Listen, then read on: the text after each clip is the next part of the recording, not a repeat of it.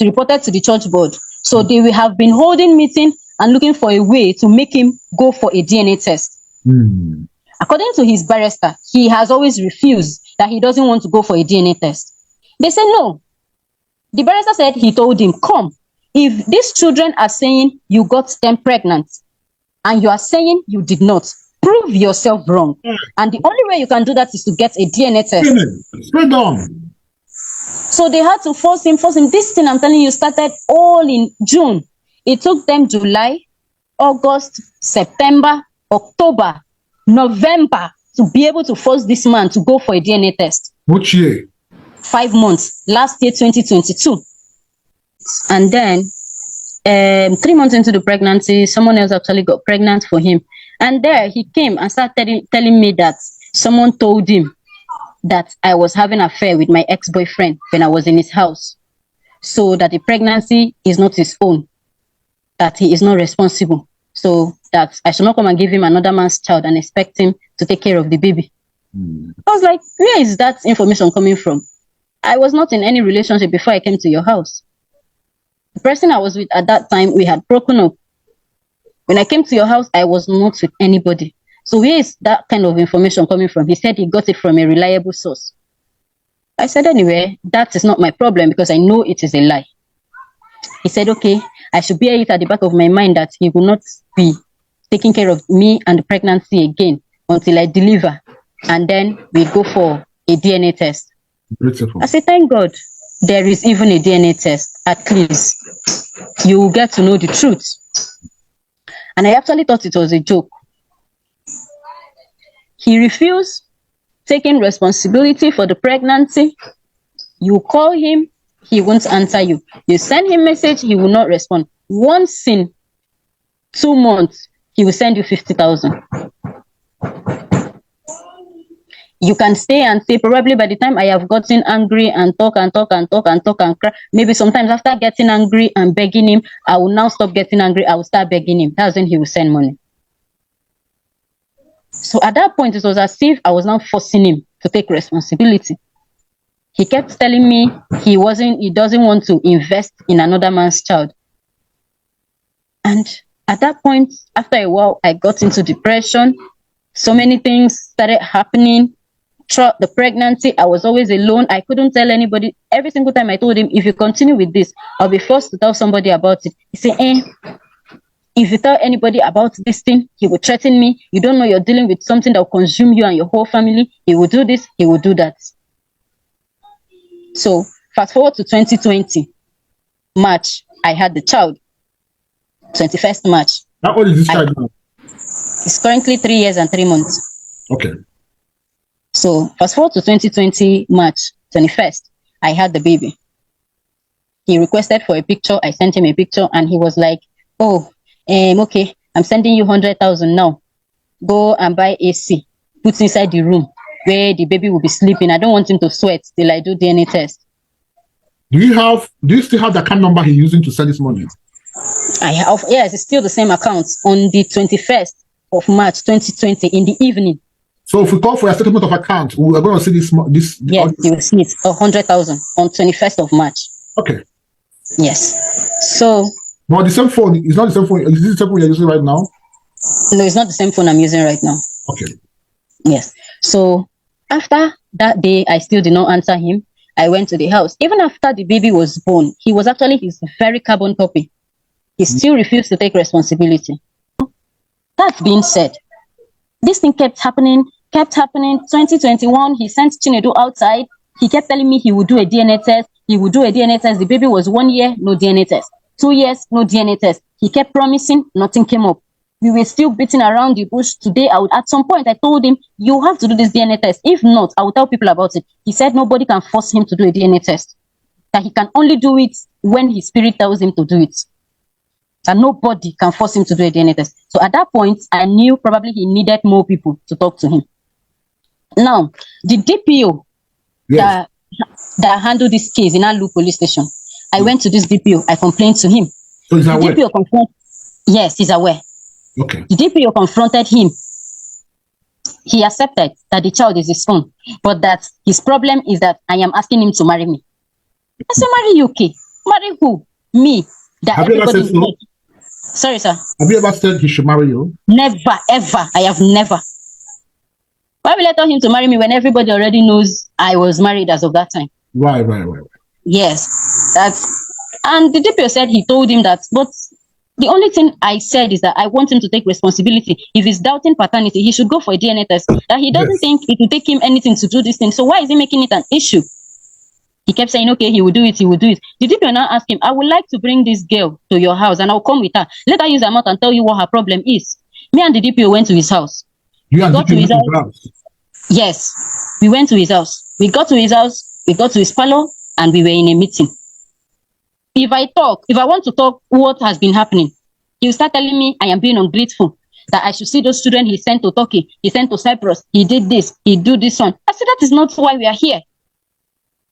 That is not why we are here. I'm talking about your child and you're talking about people you sent outside. How does these two issues relate? You see why I'm saying she's ungrateful? You see why I'm saying she's ungrateful? So we couldn't understand. At some point, he was talking, I talked back at him, and the DPO was like, don't talk back at him. Allow him to talk. So I kept quiet. He kept saying I was ungrateful. I was this. This is the reason why he doesn't want to take care of the boy. He doesn't want to do this. After all, I'm married. Now, why can't I just let my husband take responsibility? I say, who does that? Someone else. Father, the child, and someone else. As at this time, my husband was already in Dubai. Oh, okay. And was still not aware of the truth. So, the DPO now, I now told him, what you're talking about is not why we are here. The DPO now said, this girl wants to start a business so she can move on with her life. Exactly. Maybe you fix some amount of money for the boy's upkeep. Give her money to start business so that she can go and live her life. You now say, so that what kind of business do I want? I said, I would love to set up a unisex salon, both male and female. He said, okay, I should make a list and go and give the welfare department. The DPO say, how does welfare come into this matter? This is you and her. Whatever you want to do, keep it between you and her. Right. Welfare coming inside tomorrow, sir, you will say she went to report you. So keep it between you and her. He said, okay, in that case, unisex salon, how much is it? 500,000. I said, 500,000 for a unisex salon. Is it for the equipment? Is it for the shop? Or which one? He said, please, he cannot do more than that. He cannot do. In fact, he has visitors. Before we know it, he called his PA to call the other visitors that were waiting for him. And we were discharged like that. And we left. We left his house. The DPO said he will get to the end of that matter. He kept calling him. At some point, he said, if I cannot take 500,000, he will give 800. I said, I am not taking. I am telling you to set up a standard business for me, so I can focus on my life and forget about this whole child or no child. If tomorrow I have financial need for this child, and you're not available, I can as well from the business take care of the child without having to call you. I am tired. It's been 3 years. I just want to move on and live my life. He will just be looking at me that I don't know what I'm talking about. So the DPO kept pressurizing him. He now said, so at some point, I told the DPO, sir, I will take this thing to public. This was last year. I told him, sir, I will take this thing to public. When? Last year, January. Okay. Yes. Yeah. Sorry, viewers, we're not seeing her face very well because it's already late. She will do this while I'm in the stage. Go ahead. So I told him, sir, I will take this thing to the media because I am tired of trying to talk to this man all by myself. He did not say anything. He was just like, when he heard media, he was scared. He now said, okay, tell her, I'll give her 1 million. The DPO said, it is still too small. Exactly. So we kept talking and talking and talking. At the end of the day, DPO said, okay, if you can just make it 2 million, let us see what she can do out of the money. He said, okay, 2 million, 2 million. Outside that 2 million naira, nothing again. If he's giving me the 2 million naira, I should be paying the baby school fees from there. I should be feeding the child from there. In fact, I should take care of the child from the 2 million. The DPO says, sir, what do you mean? 2 million naira to take care of a child and start up a standard business. The DPO is interceding between yes. Yes. Okay. Yes. The DPO was always calling him and talking to him. He was saying, in fact, that is what he can give me last. I should go and take care of the child with the money. I said, if you're giving me 2 million naira to set up a standard unisex salon, at the same time, pay the child school fees, feed him from there. I myself, I have needs. So will I still be doing that from the money? And at the end of the year, I will still be paying the shop rent? He said, okay, in that case, he will be paying the shop rent. In that case, he will be paying the shop rent. The DPO can testify to this. To some point, the truth is that I wanted to walk away. I wanted to go and live my life because the drama was too much. No. I was in a middle. Everything was always happening. Sometimes I can send him a message. He will read it and finish. He will not answer you. You keep repeating the same message for 3-4 days before he will say anything. This 2 million naira did not come at once. No. Yes, the 2 million naira came 2 times, 3 months apart. It did not come directly to my account. It went through the DPO's account. So he can testify to this. Okay. The shop was rented in February. Which year? Yes, March, April was when he brought the first 1 million. Which year? Meanwhile, was it last year? Yes, last year, 2022. The shop was rented in February. March, April was when he brought the first 1 million. Now, 2 months has gone from the shop. The first 1 million, I used it in buying equipment and other things. It still wasn't enough. I put it up in the shop. And then I reached out to him. I've used the 1 million and I've gotten some of the things. Please, the remaining 1 million. He said, okay, hold on, I'll give you.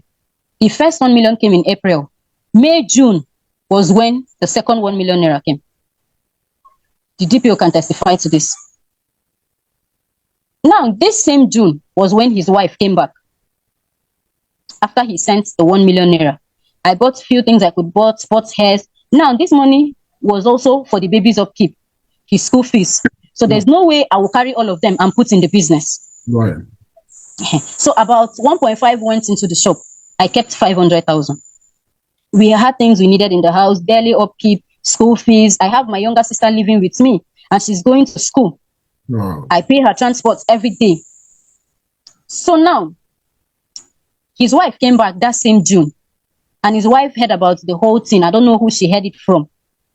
She made her investigation. They gave her my contact and she called me.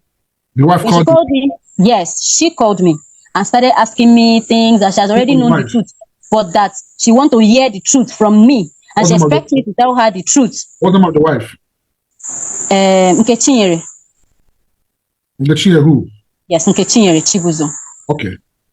She called me and said that she has already known everything, but that she wants me to tell her the truth because she has already prayed to God and that she has already told herself that she has heard all of us that are pregnant for her husband. We did this, we did that. So any of us that choose to tell her the truth, she will forgive the person.